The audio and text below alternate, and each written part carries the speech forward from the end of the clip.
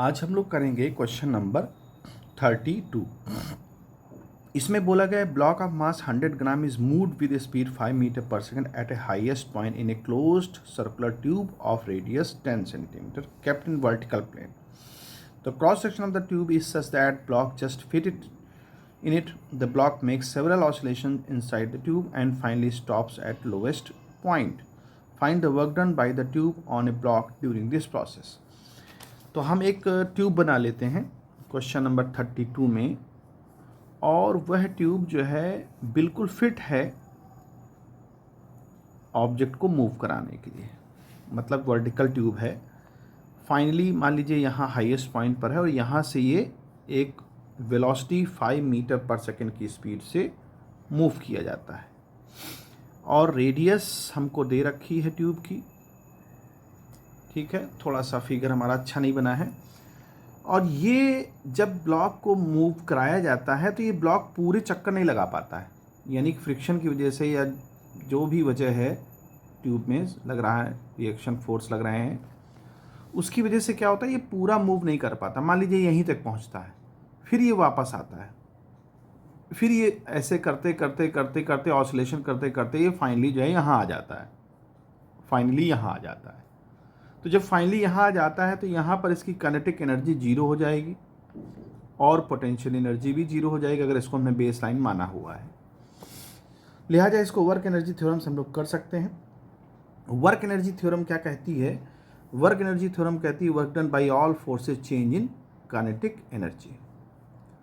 अच्छा, अब kinetic energy में चेंज देखिए, अब एनर्जी इसके पास अगर हम ये देख लें कि इनिशियल एनर्जी कितनी है और फाइनल एनर्जी कितनी है, तो वहाँ भी काम बन सकता है। काइनेटिक एनर्जी को देखें अगर हम यहाँ पर, तो चेंज इन एनर्जी का मतलब ये है कि इनिशियली कितनी एनर्जी थी। तो इनिशियल एनर्जी, अगर एनर्जी देखते हैं, इनिशियल एनर्जी देखिए, तो ये काइनेटिक भी जीरो होगी और पोटेंशियल भी जीरो होगी। और फाइनल अगर हम देखें एनर्जी कितनी है, तो फाइनल हमारी इतनी है हाइट, और उसको वेलोसिटी में दे रखी है, तो हाफ मास 100 ग्राम है तो 0.1 हो जाएगा। v स्क्वायर 5 का स्क्वायर 25 प्लस इसकी जो मतलब जो हाइट है m, तो 0.1 हो जाएगा, और g की वैल्यू 9.8 ले लेते हैं, और हाइट ये हमको दे रखा है इस क्वेश्चन में 10 सेंटीमीटर रेडियस है, तो 10 सेंटीमीटर का मतलब हुआ 0.1 है ना, और 0.1 का डबल कर देंगे तो 0.2 हो जाएगा। ये इसकी फाइनल एनर्जी हो जाएगी।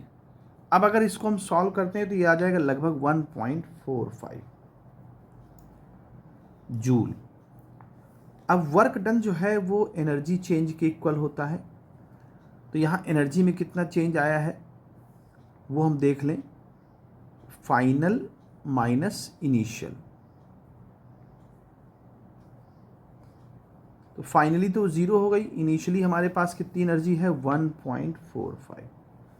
तो जो वर्क डन ट्यूब की वजह से आया है वो वर्क डन आएगा -1.45 जूल। ये इसका आंसर होगा।